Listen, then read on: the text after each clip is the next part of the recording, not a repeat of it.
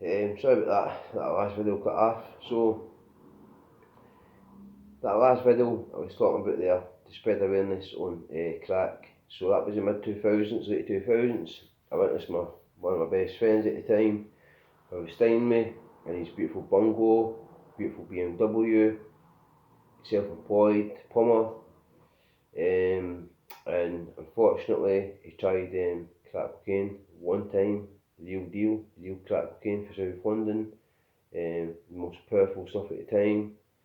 And back then the price range varied between 500 to about £800 per 28 grams, but obviously if you went above and beyond to get the main supplier, Ken, I think he was paying it worked at £1,800 per ounce, so he had to obviously bulk that out to gain his profits.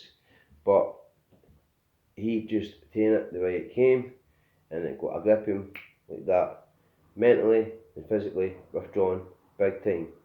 I would strongly advise anybody never ever to attempt using crack cocaine. The euphoria for the high will take you somewhere else the first time doing it. You'll never get that same high again as what you did the first time. That is a fact. Anytime somebody takes a pipe of crack cocaine, the first time they do it, the first pipe of the day or the first pipe of the week or the month, whatever it is, you get a high. The second one will never be the same. You're chasing the dragon, you're constantly chasing that. That chasing dragon is a true saying. So watching him was all that. I had to go to Rossi, I explained my last video. I had to go there, my bail conditions were to leave West Lothian because there was too many. This family had such a big family, and they were from Glasgow, Paisley, but they had so many different families else around about here. And again, basically because it was like something in a coma, some life support machine, my dad got stabbed. There's a lot of shit happened, a lot of madness. I was only 19 years of age. It was a bit traumatic event for me watching this all going on in our driveway. The night I speak to the family now. I got on well with the family. We put it behind us. But watching when I came back for that trial, I came back to my hometown, and the guy was staying in a phone, a book, with somebody, wasn't his house, was sleeping on the couch, in the car, in the van, what's his house? He had to sell his house for half the price it was a valued it, just to get these South London gangsters paid off. And it traumatised my ma at the same time, because he was telling my ma there was gangsters from London coming up, going to blast me, going to blast him. And to be honest with you, I think we were very close to getting blasted, because we were, the paranoia started dripping right out of him, which then led me to become very paranoid. He'd be standing all night boiling a kettle with sugar in a big bowl, constantly just boiling this kettle. Again, the doors were still locked. This was the Friday. He told me the 4.5 zips was there, right? We were in the apartment. He says this has got to be yours. This is all we've got left. And I'm trying to explain to him the bigger picture. Once that runs out, you can't afford to fucking pay these guys. Then you're going to be up shit creek. But his mind was just too gone because of this stuff. That's how addictive. That's why I called it in my last video the TITANIC drugs. So if you just watched this video and you're wondering what I'm talking about, watch the last video, the TITANIC drugs. I call it crack because it just sinks the full lot of you, and it'll sink everything you've got. I strongly advise never to don't take drugs, period, but crack cocaine now, comparing it to back then, comparing it to now, it's like everybody's using it now. Okay, and back then it was like the rich man's drug. Cocaine was the rich man's drug, but now they're doing £20 bits. Point two is somebody's doing .1, £10 a point, because they're just saying 10 a point, £100 back a gram, £20 back per ounce. Again, doubling their money all day long.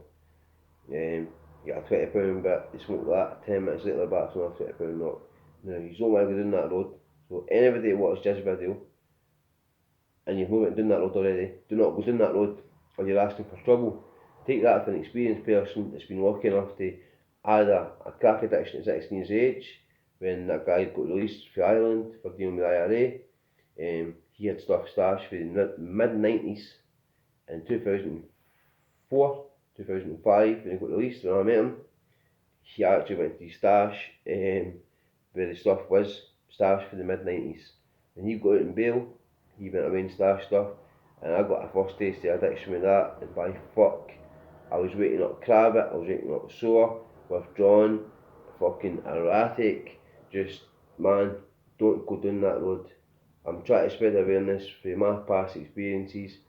I'm not just coming on here and just talking about the shite, I'm not talking as sense to people that are suffering from addiction, and just never judge nobody, because you just never know who the next addict's going to be. I mean, nobody in my family ever thought any of their family got to turn to addicts.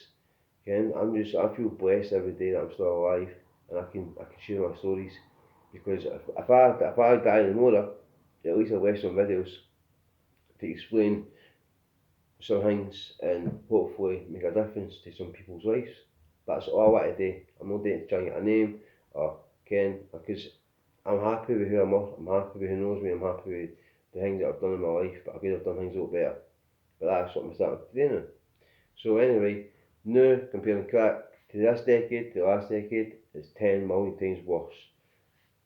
200% worse. It's a 200% increase at least. It's sad and it's scary. Again, I've got a kid growing up in this world, and if I can make a wee change, hopefully you can too.